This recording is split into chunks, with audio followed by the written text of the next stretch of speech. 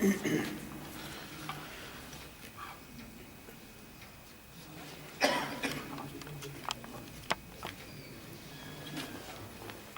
للہ وکفا وسلام علی عبادہ الذین اصطفیٰ، خصوصاً علی سید الرسل وخاتم الانبیاء، نشہد ان لا الہ الا اللہ وحدہ لا شریک لہ ونشہد ان محمدا عبدہ ورسولہ، اما بعد، اعوذ باللہ من الشیطان الرجیم، بسم اللہ الرحمن الرحیم۔ لقد من اللہ علی المؤمنین اذ بعث فیہم رسولا من انفسہم یتلو علیہم آیاتہ ویزکیہم ویعلمہم الکتاب والحکمہ وإن كانوا من قبل لفی ضلال مبین۔ صدق اللہ العظیم۔ سبحان ربك رب العزة عما يصفون وسلام على المرسلين الحمد لله رب العالمين۔ معزز حاضرین، محترم و مکرم سامعین، یہ سورہ آل عمران کی آیت ہے اور اس میں حضور اکرم صلی اللہ علیہ وآلہ وسلم کی بعثت کا مقصد بتایا گیا ہے کہ حضور کے آنے کا مقصد کیا تھا۔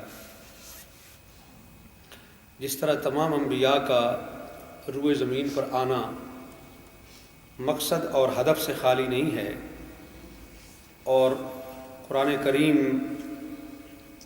اس کو بیان کرتا ہے کہ کان الناس امۃ واحدۃ فبعث اللہ النبیین مبشرین ومنذرین۔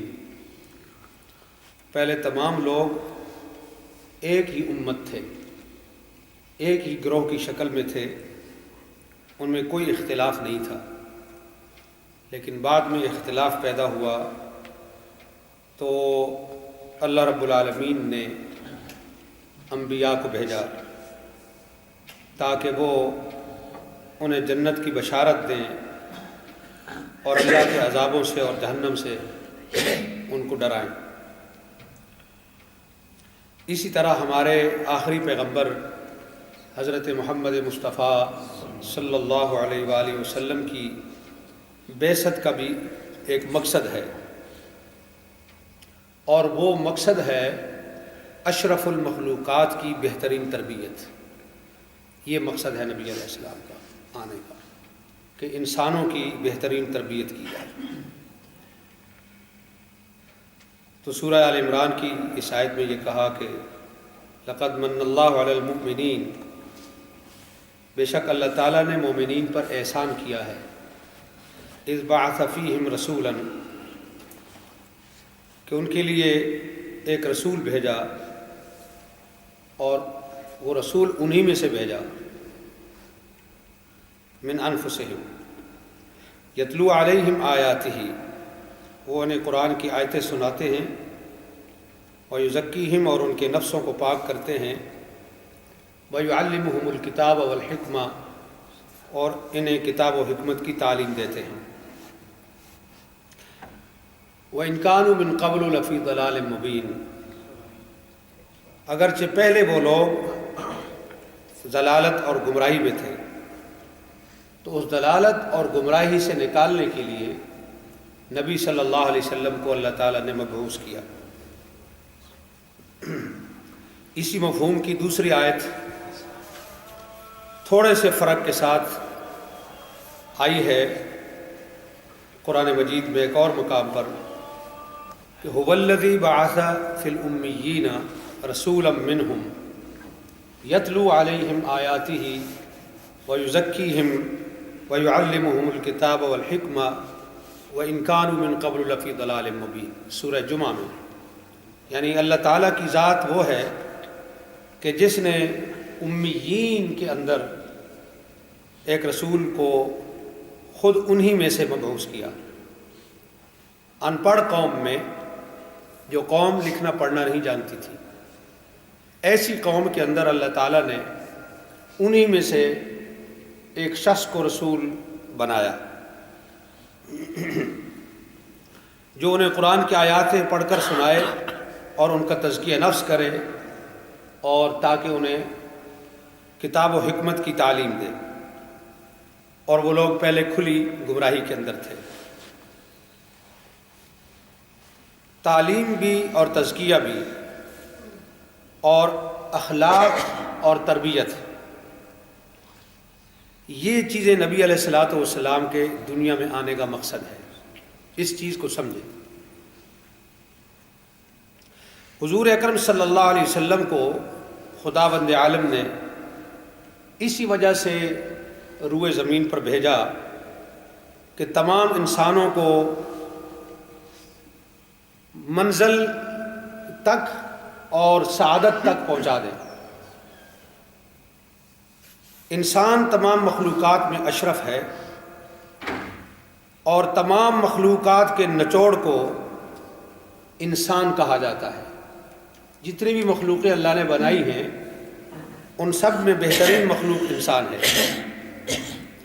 اس لیے اگر ہر انسان اپنی ذمہ داری کو سمجھ لے، ہر انسان اپنی ذمہ داری کو سمجھ لے اور ہر انسان اپنی اصلاح کر لے، تو خود بخود پورے معاشرے کی اصلاح ہو جائے گی، پوری دنیا کی اصلاح ہو جائے گی، اگر ہر انسان اپنی تربیت کر لے اور اپنی اصلاح کر لے اور اپنی ذمہ داری کا احساس کر لے۔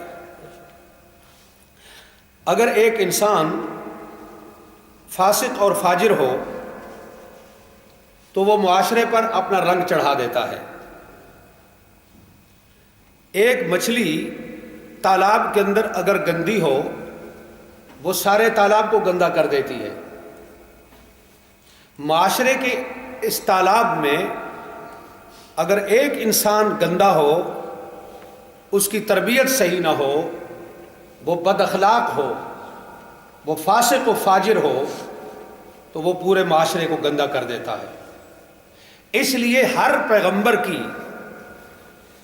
پیغمبر کے آنے کا یہ مقصد رہا ہے کہ انسانوں کی تربیت کی جائے، انسانوں کی اصلاح کی جائے، اور انہیں فسق و فجور سے نکال کر کے سعادت کے، نیکی کے راستے پر لگایا جائے۔ یہ ہر پیغمبر کے آنے کا مقصد رہا ہے، اور یہی نبی علیہ الصلوۃ والسلام کے آنے کا مقصد ہے۔ انسان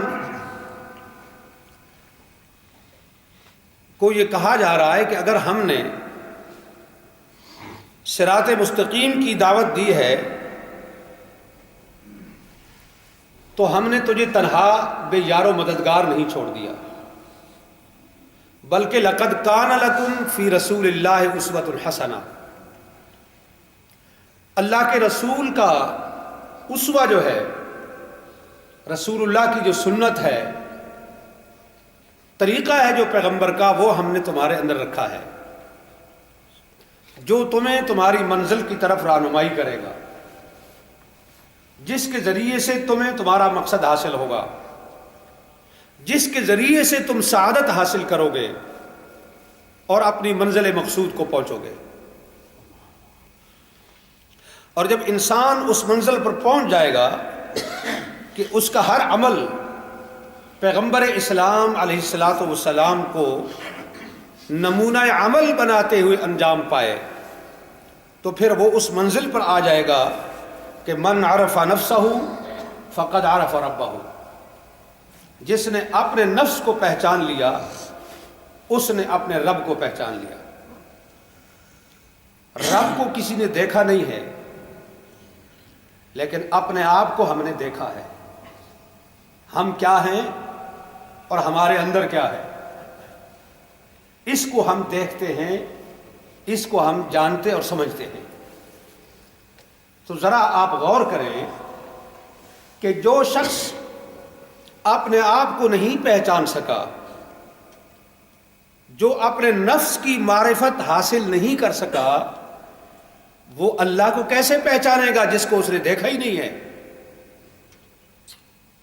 تو من عرف نفسہ فقد عرف ربہ، جس نے اپنے نفس کو پہچانا اس نے رب کو پہچان لیا، اور جس نے اپنے نفس کو نہیں پہچانا وہ اپنے رب کو کبھی بھی نہیں پہچان سکتا۔ تو خدا کی معرفت سے پہلے اس نفس کی معرفت ضروری ہے۔ میں کیا ہوں، میں کیا ہوں، میری پہچان کیا ہے؟ اور یہ پہچان اپنے نفس کی انسان کو حاصل ہوگی اسوہ پیغمبر سے، رسول اللہ کے اسوہ اور آپ کی سیرت سے۔ پیغمبر کی سیرت اور پیغمبر کا اسوہ کسی بھی انسان کے نفس کو اس کی اصلاح کرتا ہے، اس کو بناتا ہے۔ تو اس لیے اپنے نفس کو پہچاننا سارا دار و مدار ہے لقد کان لکم فی رسول اللہ اسوۃ حسنہ۔ اللہ کے پیغمبر کو اپنے لیے آئیڈیل بنانا یہ اپنے نفس کی پہچان کا ذریعہ ہے۔ تو یقینی طور پر جس شخص کا ہر قول، جس کا ہر فعل، جس کا ہر عمل، جس کا کردار کا ایک ایک گوشہ پیغمبر اکرم علیہ الصلوۃ والسلام کی سیرت کے اندر ڈھل چکا ہے، یقینی طور پر وہ اپنے نفس کو پہچان چکا ہے، اور جو اپنے نفس کو پہچان گیا ہے وہ رب کو پہچان گیا ہے۔ تو یہ تین چیزیں آپس کے اندر لازم ملزوم ہیں: اللہ کی پہچان، انسان کو اپنے نفس کی پہچان، اور پیغمبر اکرم صلی اللہ علیہ وسلم کے اسوہ حسنہ کو اپنے لیے اس کو جو ہے وہ نمونہ بنانا۔ تو جب حضور صلی اللہ علیہ وسلم کو انسان اپنا نمونہ عمل بنا لے گا تو یہ بات ازر من الشمس ہے، سورج کی طرح یہ بات روشن ہے کہ انسان جو ہے وہ ہر چیز کی پہچان حاصل کر لے گا۔ دین اسلام دیگر آسمانی مذاہب کی طرح انسانوں کو آلودگیوں سے، گندگی اور غلاظت سے اور انحراف سے بچا کر اللہ کے راستے پر ڈالنا چاہتا ہے۔ اللہ کا راستہ کیا ہے؟ خلقت، یعنی پیدائش کے فطری اصول۔ انسان دنیا کے اندر اپنی پیدائش کے فطری اصولوں کے مطابق چلے۔ ہر چیز جو بنائی جاتی ہے تو اس کے بنانے کے کچھ اصول اور قاعدے اور ضابطے ہوتے ہیں۔ گاڑی اگر بنائی گئی ہے تو وہ اس لیے بنائی گئی ہے کہ وہ سڑک کے اوپر چلے اور انسانوں کا وقت بچے اور وہ جلدی ایک مقام سے دوسرے مقام تک پہنچ جائیں۔ اس چیز کے لیے گاڑی تیار کی گئی ہے، اور اسی مقصد کے لیے ہوائی جہاز بنایا گیا ہے کہ مزید وقت بچانے کے لیے انسان جلد ایک جگہ سے دوسری جگہ پر پہنچ جائے۔ اور اگر یہ مقصد گاڑی سے حاصل نہیں ہو رہا، اگر یہ مقصد ایک جہاز سے حاصل نہیں ہو رہا، تو وہ گاڑی اور وہ جہاز کباڑ خانے کی زینت بنے گا، وہ سکریپ یارڈ میں جائے گا، وہ پھر کیونکہ وہ اپنے مقصد کو پورا نہیں کر رہا۔ انسان کو اللہ رب العالمین نے ایک مقصد کے لیے بنایا ہے، اور میں حیران ہوں کہ ہمیں آج تک اپنے مقصد کا ہی پتہ نہیں ہے۔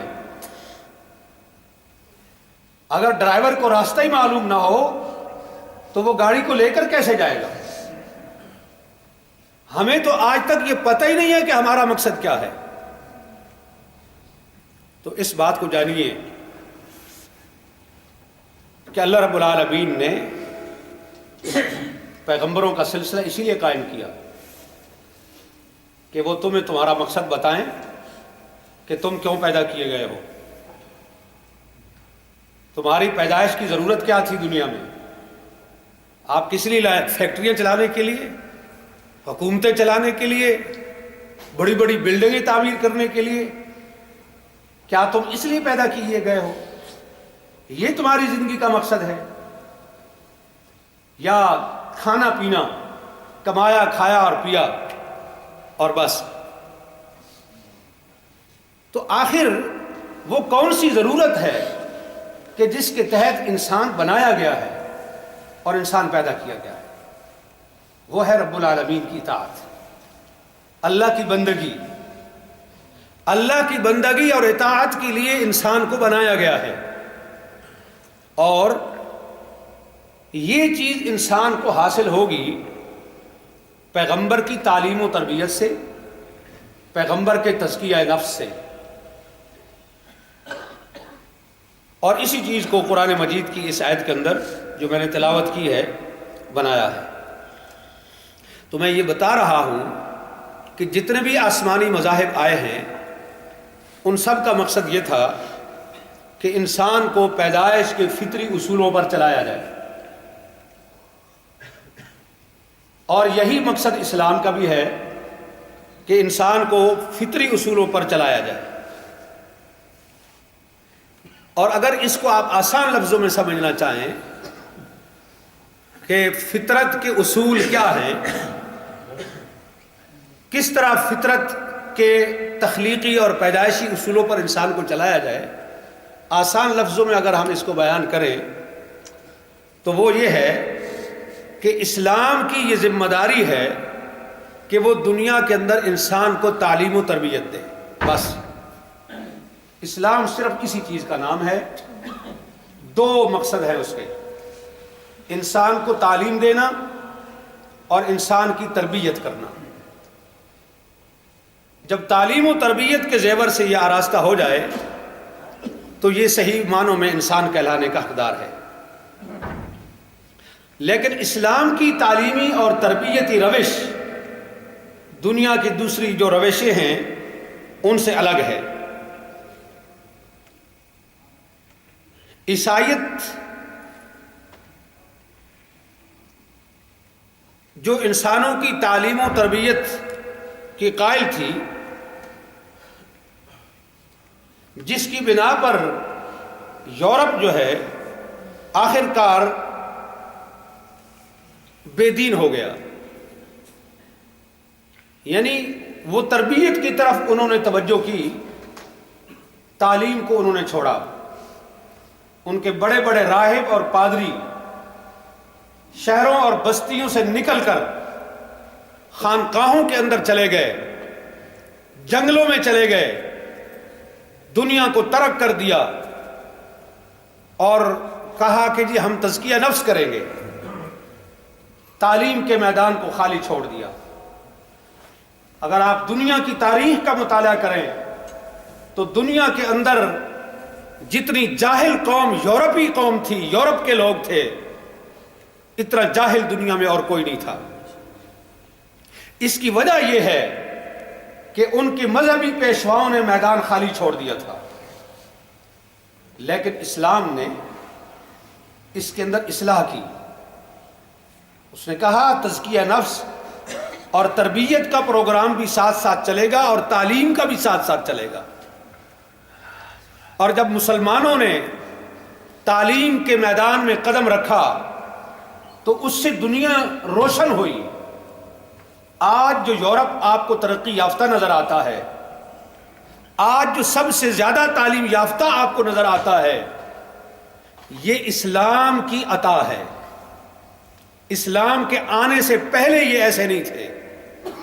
یہ تعلیم مسلمانوں نے دی، انہوں نے علم مسلمانوں سے حاصل کیا، اور پھر انہوں نے ترقی کی راہیں طے کی، اور آج یہ اس مقام پر ہیں کہ یہ دنیا کی امامت اور پیشوائی کا فریضہ سر انجام دے رہے ہیں۔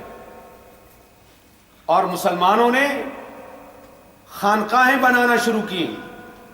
آپ تصوف کی تاریخ دیکھیں، دنیا میں صوفی ازم جب آیا، تصوف کی طرف لوگ بڑھے، تعلیم کے میدان کو خالی چھوڑا، بڑی بڑی خانقاہیں بنائیں، مصلے بچھا کر بڑی بڑی تسبیحیں لے کر اللہ اللہ کرنے لگ گئے، چلے کشیاں کیں۔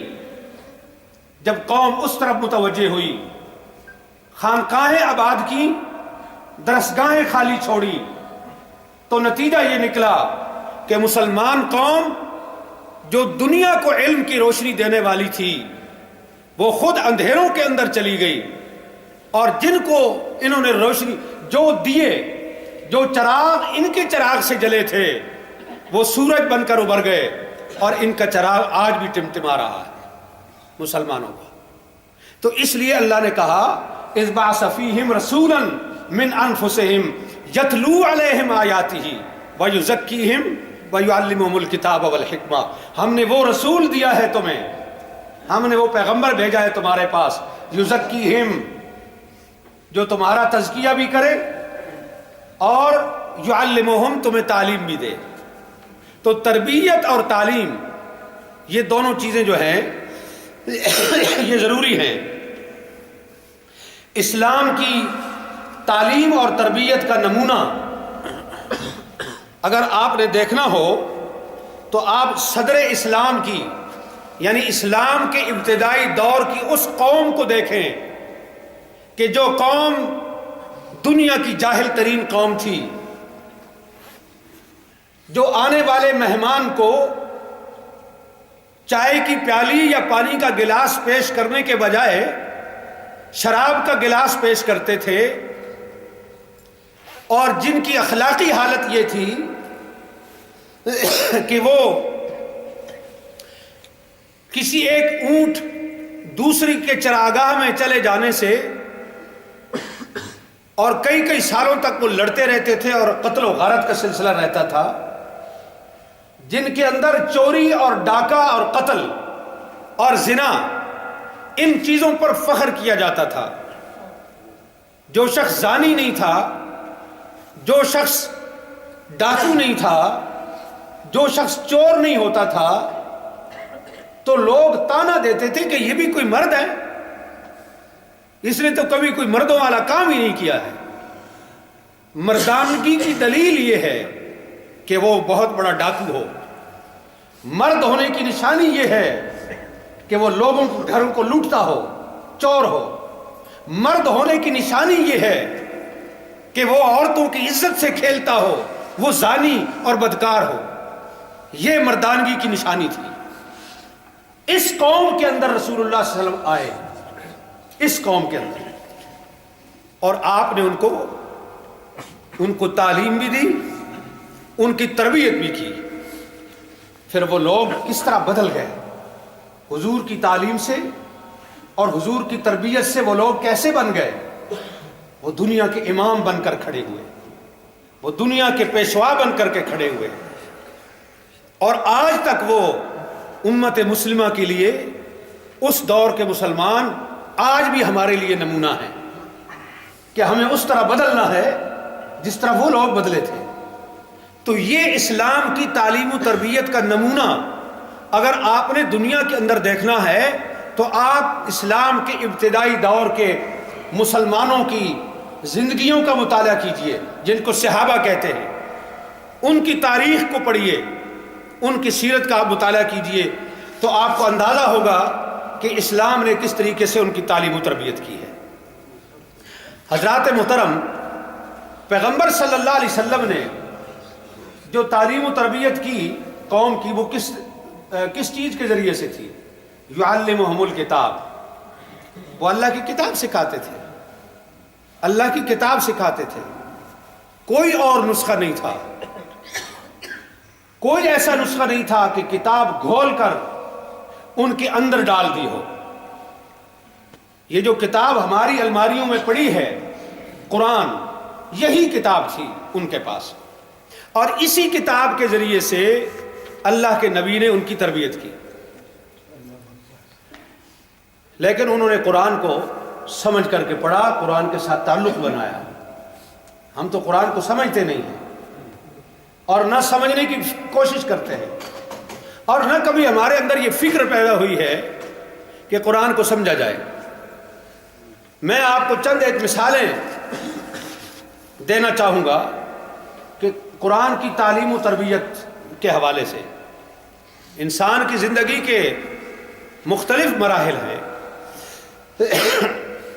عائلی زندگی جو ہے، یعنی جو انسان کی خاندانی زندگی ہے، اس کے اندر ایک ساتھ رہتے ہوئے بہت ساری دشواریاں پیش آتی ہیں انسان کو، اور کبھی ایک بات دوسرے کو پسند نہیں آتی۔ بہت سارے لوگ بیٹھے ہوئے ہیں، ممکن ہے میں بات کر رہا ہوں کسی کو یہ بھی پسند نہ آ رہی ہو، کوئی دوسرا بات کرتا ہے مجھے پسند نہ آئے۔ تو جب بہت سارے انسان ایک جگہ پہ رہتے ہیں تو ظاہر ہے کہ ایک دوسرے کی بات کبھی پسند آتی ہے اور کبھی نہیں آتی، اور جب پسند نہیں آتی تو پھر وہاں سے جھگڑا پیدا ہوتا ہے، وہاں سے فساد اٹھتا ہے، اور وہ فساد پھر معاشرے کے اندر پھیلتا ہے، اور سارے کا سارا معاشرہ جو ہے وہ برباد ہوتا ہے۔ میاں بیوی کے درمیان کچھ بات ہو جاتی ہے، پھر وہ بات بڑھتے بڑھتے جھگڑے کی شکل اختیار کر لیتی ہے، اور جھگڑا بڑھتے بڑھتے طلاق تک بات پہنچ جاتی ہے۔ اور جب ایک مرد ایک عورت کو طلاق دیتا ہے تو یہ نہیں ہے کہ صرف اس مرد اور عورت کا تعلق ختم ہو گیا، بلکہ دو خاندان آپس میں سے ٹوٹ جاتے ہیں، عورت کا خاندان اور مرد کا خاندان، یہ دو خاندان آپس سے ٹوٹ جاتے ہیں۔ اور بعض دفعہ تو ان خاندانوں کا ٹوٹنا دشمنی میں تبدیل ہو جاتا ہے، لوگ مارتے ہیں، قتل کرتے ہیں، ایک دوسرے کے دشمن بن جاتے ہیں، اور یوں معاشرے کے اندر ایک فساد اور خرابی پیدا ہوتی ہے، اور یہ گندگی پھر پورے معاشرے کے اندر پھیلتی ہے۔ آج آپ دیکھ لیں طلاق کی جو شرح ہے، جو ریشو ہے طلاق کا، وہ کہاں پہنچ چکا ہے۔ جیلوں کے اندر آپ دیکھیں مسلمانوں کی کتنی بڑی تعداد ہے یوتھ کی جو وہاں پڑے ہوئے ہیں۔ طلاقوں کے مسئلے کو آپ دیکھیں تو ہمارا معاشرہ کہاں جا رہا ہے، کتنی زیادہ۔ میں انشاءاللہ شاید اگلے جمعہ کو طلاق کے مسئلے کے اوپر میں بات کروں گا کہ طلاق کیا ہے، قرآن کی طلاق کیا ہے، لوگ جو طلاق استعمال کرتے ہیں وہ کیا ہے، اور قرآن نے جس طلاق کی بات کی ہے وہ کیا ہے۔ ہم قرآن سے ٹوٹ چکے ہیں، ہم قرآن سے بے تعلق ہو چکے ہیں۔ تو طلاق کے مسئلے پر انشاءاللہ میں تفصیلی طور پر ایک نہیں دو تین جمعے پہ میں بات کروں گا، اور یہ میں مسئلہ سمجھانا چاہوں گا لوگوں کو کہ طلاق در حقیقت ہے کیا اور اس کا صحیح طریقہ کیا ہوتا ہے، تاکہ دشواریاں پیدا نہ ہوں۔ تو میں یہ بتا رہا ہوں کہ عائلی زندگی جو خاندانی زندگی ہے، اس کے اندر جب اونچ نیچ ہوتی ہے، قرآن ہمیں کہتا ہے، ادب کی تلقین قرآن نے دی ہے کہ عاشروہن بالمعروف فَإِن كَرِهْتُمُوهُنَّ فَعَسَىٰ أَن تَكْرَهُوا شَيْئًا وَيَجْعَلَ اللَّهُ فِيهِ خَيْرًا كَثِيرًا۔ بیویوں کے ساتھ معروف طریقے سے زندگی گزارو، یباشروہن بالمعروف، مردوں کو ہدایت کی جا رہی ہے کہ اپنی بیویوں کے ساتھ معروف اور بھلے طریقے سے زندگی گزارو۔ اور فَإِن كَرِهْتُمُوهُنَّ، اگر ان کی کوئی بات تمہیں ناگوار گزرے، بیویوں کی کوئی بات تمہیں ناپسند آئے، تو فَعَسَىٰ وَيَجْعَلَ اللَّهُ فِيهِ خَيْرًا كَثِيرًا، تو اس کی دوسری چیزوں کے اوپر غور کر لو کہ اللہ نے اس کے اندر اور بھی خیر بھی رکھی ہے، صرف اس کے اندر برائی ہی نہیں ہے، اس کے اندر خیر بھی ہے۔ تو جس طرح ایک عورت کے ناپسندیدہ پہلو کو تم لے کر کے غصے اور جذبات میں آ جاتے ہو، اسی طرح عورت کے اچھے اور بھلے پہلو کو لے کر تمہیں غور و فکر بھی کرنا چاہیے۔ کوئی بھی انسان نہ سر سے پاؤں تک نہ وہ خیر کا مجموعہ ہوتا ہے نہ وہ برائی کا مجموعہ ہوتا ہے، برائی بھی ہوتی ہے خیر بھی ہوتی ہے۔ تمہیں ہدایت یہ ہے کہ تم خیر کا پہلو اختیار کرو اور برائی کا پہلو جو ہے اس کی اصلاح کی کوشش کرو۔ اسی طرح قرآن کریم نے ہمیں تعلیم دی کہ جب ہم زمین پہ چلتے ہیں تو ہمیں کس طریقے سے چلنا چاہیے۔ ولا تمش فی الارض مرحا، اکڑ کر نہ چلو زمین کے اوپر، انک لن تخرق الارض ولن تبلغ الجبال طولا، اگر تم زمین پر اکڑ کر کے چلو گے تو تم اور زور زور سے پاؤں ٹکا ٹکا کر زمین پہ چلو گے تو تم اپنے پاؤں کی دھمک سے زمین کو پھاڑ نہیں سکتے، ولن تبلغ الجبال طولا، اور اگر اکڑ کر چلو گے تو اپنی گردن کو اکڑا کر پہاڑ کی بلندی تک تم نہیں لے جا سکتے۔ کتنی اکڑاؤ گے، کتنا اس کو اوپر کرو گے؟ یہ ادب ہے، یہ معاشرتی آداب ہے، یہ تزکیہ نفس ہے۔ تو انہی چیزوں کے ذریعے سے پیغمبر اسلام نے صحابہ کا تزکیہ کیا۔ وہ لوگ جو اکڑ کر چلتے تھے، جو فخر کیا کرتے تھے اپنے خاندانوں پر، اپنی قوموں اور برادریوں پر، قرآن نے کہا نہیں، یہ فخر چھوڑ دو، فخر صرف اللہ کی ذات کو ہو سکتا ہے، تم نہیں کر سکتے، چھوڑ دیا۔ ایک دوسری جگہ قرآن نے کہا وَلَا تَمْشِ فِي الْأَرْضِ مَرَحًا إِنَّ اللَّهَ لَا يُحِبُّ كُلَّ مُخْتَالٍ فَخُورٍ، زمین پر اکڑ کر نہ چل، یقیناً کسی مغرور اور متکبر انسان کو اللہ تعالیٰ پسند نہیں کرتا۔ پھر گفتگو کا سلیقہ قرآن نے بتایا کہ کس طریقے سے گفتگو کرنی ہے، نرمی کے ساتھ، ملائمت کے ساتھ، سامنے والے کی عزت نفس کا خیال کرتے ہوئے۔ جس کے ساتھ آپ گفتگو کر رہے ہیں آپ کوئی ایسا جملہ نہ بولیں کہ جس سے اس کی بے عزتی ہو، اس کی عزت نفس کا خیال کیجئے۔ کئی بار میں یہ اپنے خطبوں میں بات دہرا چکا ہوں موسیٰ علیہ السلام کو، کہ جب وہ فرعون کے دربار میں بھیجے جا رہے تھے ہدایت کا پیغام لے کر کے، تو اللہ نے کہا قولا لہ قولا لینا، اے موسیٰ اور ہارون فرعون کے ساتھ نرمی سے بات کرنا۔ حالانکہ فرعون تو متکبر انسان تھا، خدائی کا دعوے دار تھا اور وقت کی سپر پاور تھی وہ، لیکن اس کے ساتھ بھی گفتگو کرتے ہوئے پیغمبروں کو یہ ہدایت کی گئی کہ اس کی عزت کا خیال کرنا ہے، اس کے رتبے کا خیال کرنا ہے اور اس کے مطابق اس سے بات کی جائے۔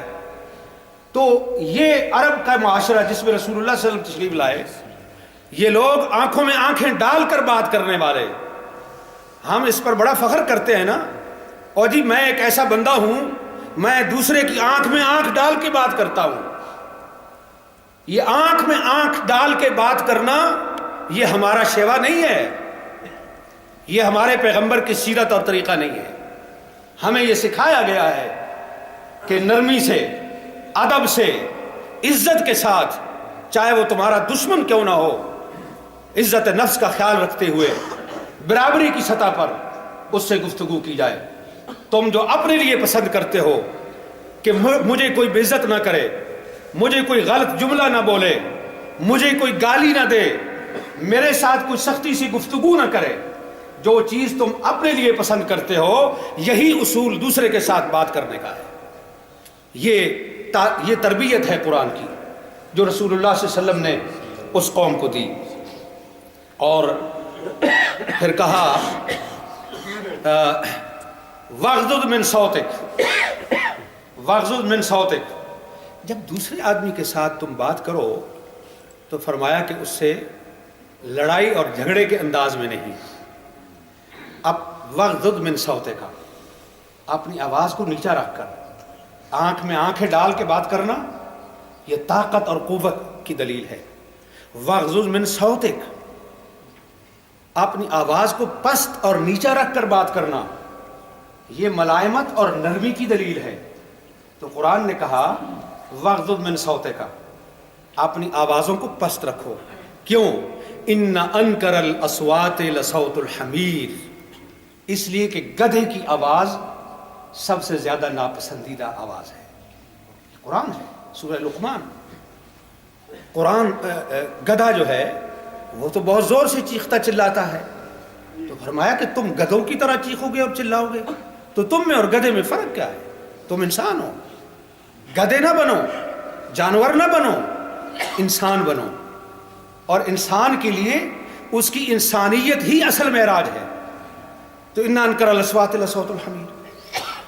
تو اچھی، اور قرآن نے کہا قول معروف و مغفرۃ خیر من صدقہ. بڑے پتے کی بات کی قرآن نے، لیکن صدقہ دینا چھوڑ نہیں دینا. آج بھی ہم اپیل کرنے والے ہیں. قول معروف و مغفرۃ خیر من صدقہ.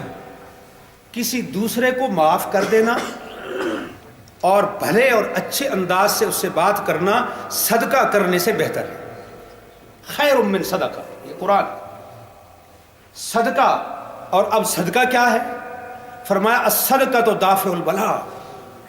جب تم صدقہ کرتے ہو تو وہ آنے والی مصیبت کو تم سے روک دیتا ہے. صدقہ وہ چیز ہے، آسمان سے تمہارے لیے مصیبت اترتی ہے، نیچے سے تم صدقہ دیتے ہو، ٹکراؤ ہوتا ہے صدقے اور مصیبت کا. صدقہ غالب آتا ہے اور آنے والی اس مصیبت اور تکلیف کو وہ روک دیتا ہے. صدقہ وہ چیز ہے.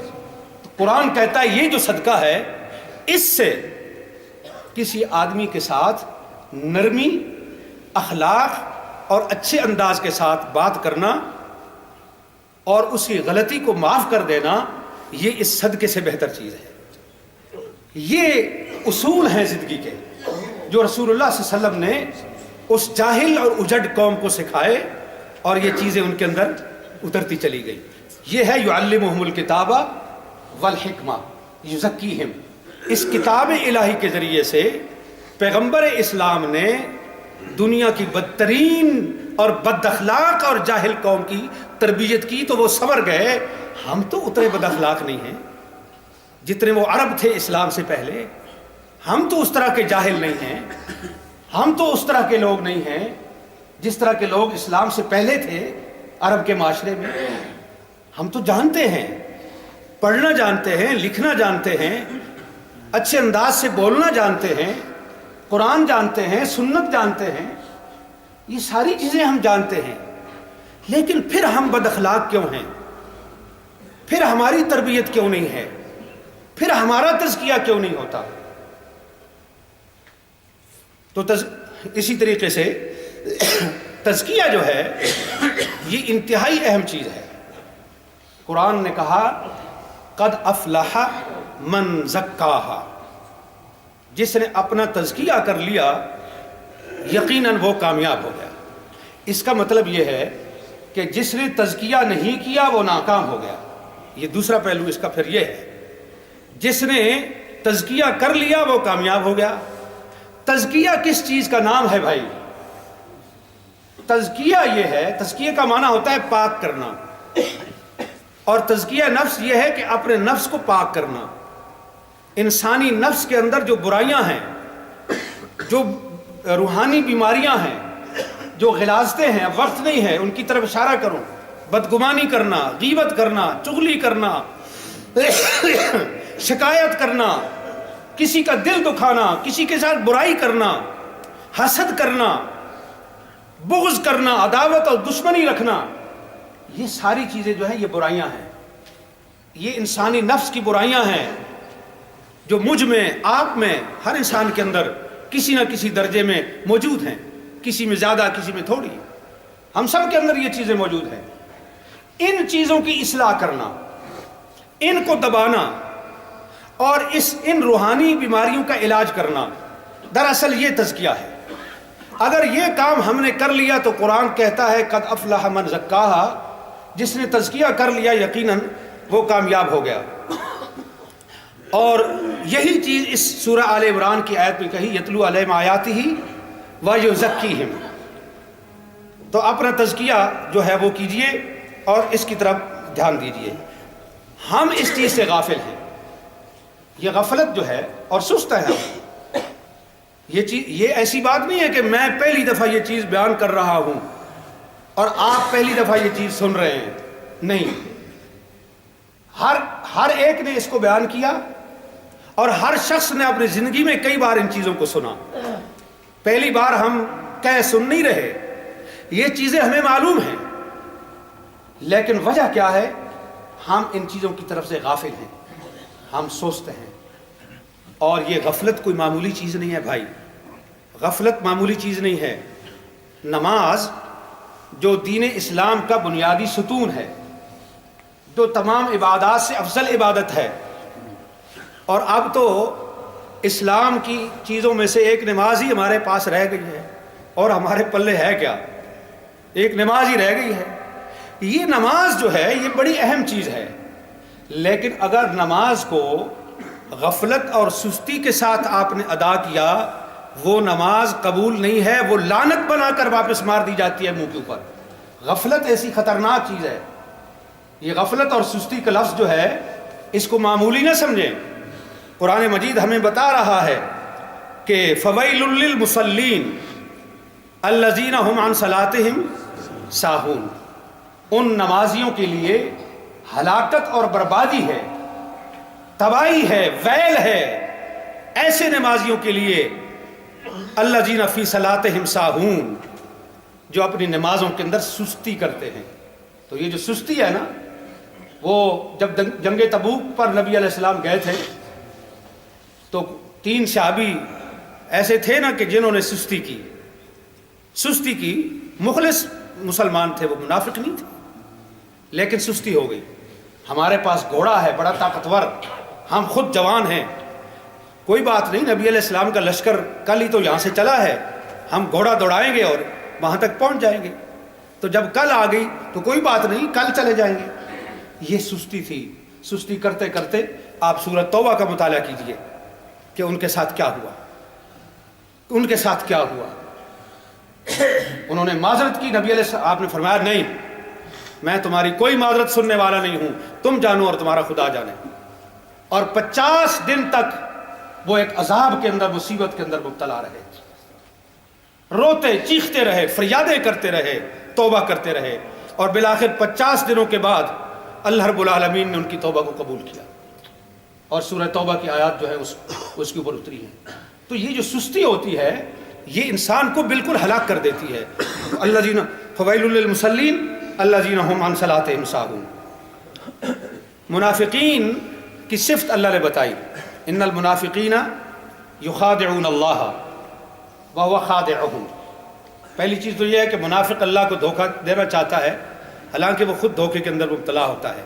لیکن میرے موضوع کے متعلق جو چیز ہے وہ اگلے الفاظ ہیں جو میں آپ کو بتانا چاہتا ہوں کہ اذا قاموا الی الصلاۃ قاموا کسالی، کہ جب وہ نماز کے لیے کھڑے ہوتے ہیں تو وہ بڑی سستی کے ساتھ کھڑے ہوتے ہیں، یراؤن الناس، لوگوں کو دکھلانے کے لیے۔ تو وقت تو بہت اوپر چلا گیا، مجھے پتہ ہی نہیں چلا، میں معذرت خواہ ہوں، تو باقی گفتگو انشاءاللہ آئندہ کر لیں گے۔ اپنا شمشاد خان صاحب بیمار ہیں، پچھلے جمعہ بھی وہ نہیں آ سکے، اور آج بھی وہ شدید علیل ہیں، تو ان کی شفا یابی کے لیے آپ ضرور دعا فرمائیے۔ اللہ